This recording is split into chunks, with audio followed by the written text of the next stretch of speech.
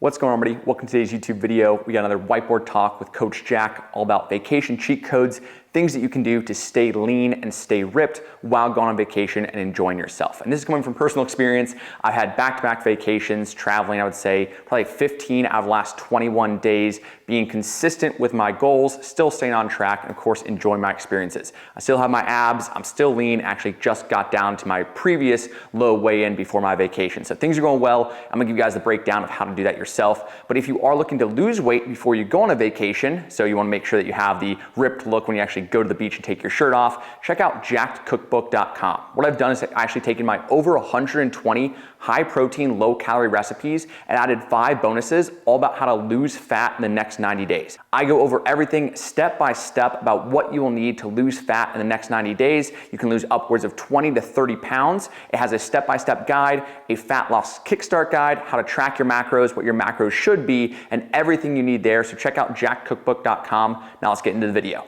In today's video, I have 6 tips about how to stay on track while on vacation, while still enjoying yourself, still staying on track, and still maintaining all the hard work and the physique that you've built leading up to that trip. So number 1 is to start your day with some movement. And this is different for everyone. Some people go on vacation and their day is completely full of movement. Other people go on vacation and they typically hang out at the beach, sit around and relax by a pool. So the biggest thing there is to start your day with some movement. A couple options could be a 45-minute workout. This could be at an actual gym you find. That's my personal preference. I love exploring new places and trying out new gyms. It could be just a 20-minute walk, getting some activity. If you are going someplace tropical, maybe you do a swim or a bike and get outside. And of course, ideally we're staying active. And yes, if your goal of your vacation is just to simply sit around on a beach and have margaritas, great. But if you can work in some activity of exploring a new place, maximizing your time there, stay active, get some steps, rent bikes, whatever it is to get active, stay moving, and things like pickleball and golf are great too.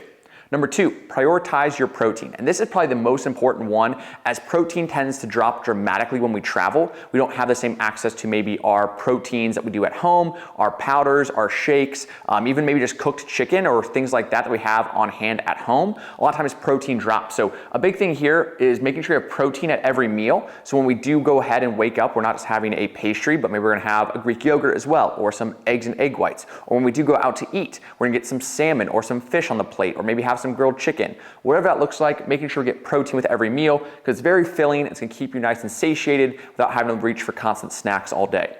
Another thing I recommend is what I call protein fasting. So basically this is allowing you to save up calories for plans later in the day. So if you know you have a big dinner or a big lunch out, but breakfast is kind of more of everyone's doing their own thing, maybe you go ahead and just have a protein shake and some fruit in the morning.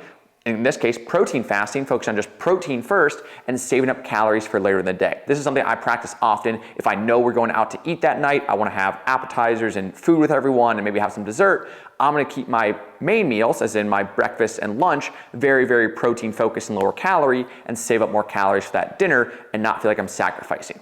Number 3 is to eat a ton of fruit. And this is more so, I would say, for maybe a tropical or beach vacation. It is extremely filling, as well as being, in my opinion, extremely satiating and satisfying to eat a lot of like cold, hydrating, fresh fruit when you're in a hot environment, when you're at the beach or coming back from the pool, or whatever that is. So eat a lot of fruit, amazing volume, a good amount of fiber as well to keep you more full and satiated versus things like chips and snacks that would kind of essentially want you having more. You can eat a ton of fruit and it's not going to overdo your calories, right? Lots of watermelon, cantaloupe. I think melons are very underrated in my opinion, but of course the classic berries, apples, bananas, things like that all work out great too.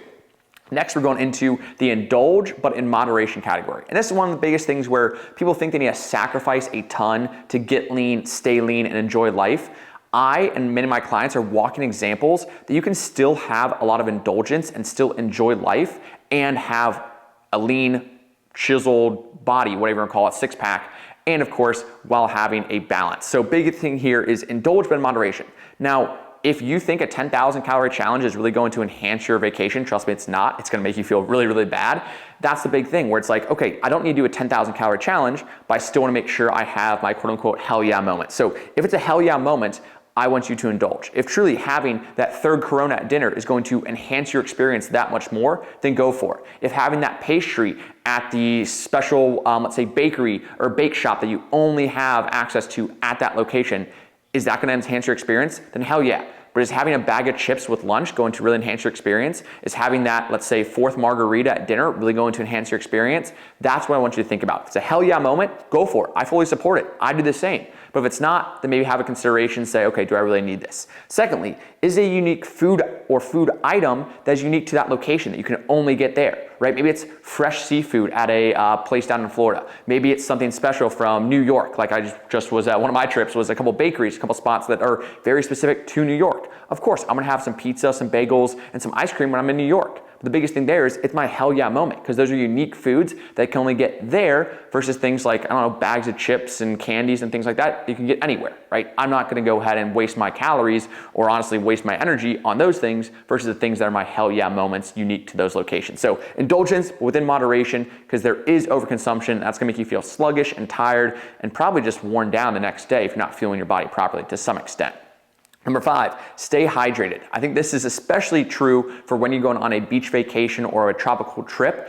Biggest thing there is you are going to be in a more humid and hot environment typically than you are at home. So you're gonna be sweating more, losing more water weight. If you're not replenishing with electrolytes and fluids, then you will have a little bit more sluggishness, right here, sluggishness, bloating, and hunger, right? So we wanna make sure we're staying very, very well hydrated. Starting off your day with 32 ounces of water, drinking water with every single meal, in between alcoholic drinks. Stay well hydrated and you can minimize the sluggishness, the bloatiness, as well as minimize any sort of hunger. And of course, digestion, energy, and fullness comes from being hydrated, right? When we're actually hydrated, we have better digestion, we have better energy, and we feel more full. So staying hydrated is key. Have a nice water bottle. Have one that's stainless steel that can keep water cold while you're at the beach or on a trip. So that is a big thing.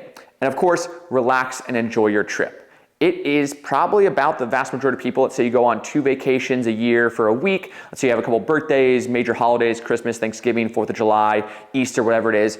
You're probably gonna be out of town or on vacation, maybe, and 10% might even be a high, honestly. That includes weekend trips and vacation or birthdays, but you might be quote unquote off plan, on vacation, enjoying yourself for let's say 10% of the year. That's about 36 days a year, on average 3 a month, sometimes less, sometimes more, obviously if you're taking a week-long vacation.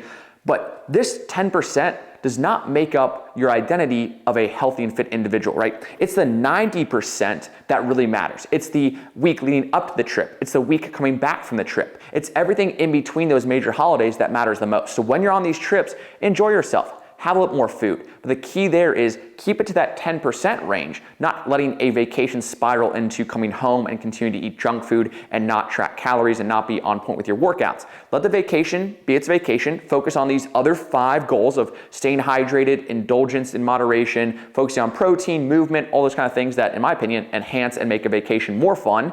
And then, of course, you have the ability to relax and enjoy yourself. Realize that, okay, hey, like I'm a person who is on track the other 90% of the year. I will continue to lose body fat. I'll continue to stay lean, be healthy, perform at my best, and the 10% I can relax and enjoy.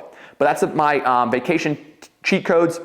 Basically here, if you guys do have any other questions, please leave those down in the comments below. There are some things I left off of here as far as like what I personally do. I do a little bit of planning before I go on the trip. I do like to find a grocery store. I do like to find a home gym.